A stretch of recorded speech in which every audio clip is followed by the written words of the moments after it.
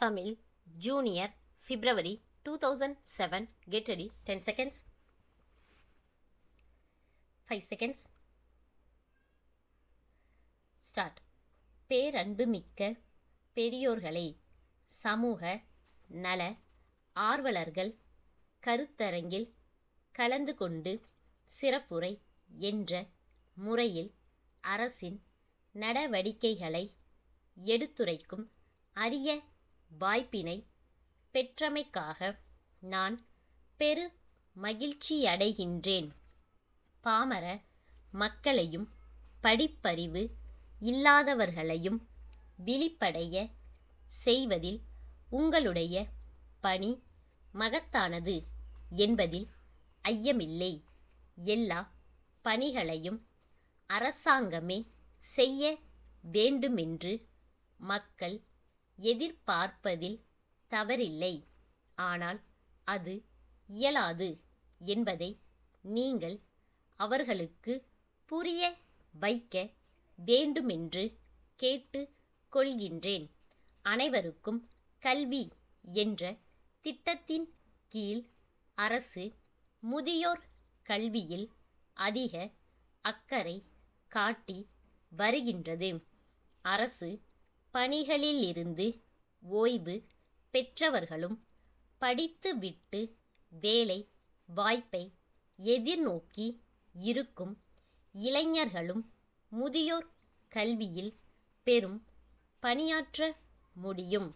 ஒவ்வொரு சிற்றூரிலும் ஒரு பொது இடத்தில் அல்லது ஒருவர் வீட்டில் கற்போருக்கும் வசதியான ஒரு குறிப்பிட்ட நேரத்தில் பாடம் நடத்தினால் சிறப்பாக இருக்கும். இப்பணியை பெருமையாகவும் பொறுப்புடனும் செய்தால் 100க்கு 100 வெற்றி என்பதில் ஐயமில்லை. ஆகவே பெண்கள் இதில் அதிகமாக ஆர்வம் காட்ட முன்வர வேண்டும். அப்படியானால் தாய்மார்களும் தயங்காமல் வந்து பங்கு பெறுவார்கள் என்பதை தெரிவித்து கொள்கிறேன். பள்ளியில் படிக்கின்ற மாணவர்கள் அனைவருக்கும் அரசின் சார்பில் சீருடை வழங்க முடியவில்லை. அரசு வழங்கியது போக மீதியுள்ளவர்களுக்கு சமூக நல ஆர்வலர்கள் தர்ம சிந்தனையுள்ள செல்வந்தர்களை அணுகி அவர்களுடைய உதவியினால் சீருடை வழங்க ஏற்பாடு செய்யலாம். படிப்பறிவு இல்லாத பெற்றோர்களின் குழந்தைகளுக்கு மாலை வேளைகளில் எழுத்தறிவை ஊட்டலாம். இப்படி செய்தால் அரசின் செலவும் ஆசிரியர்களின் சுமையும் குறையும் என்பதை சுட்டிக்காட்ட விரும்புகிறேன்.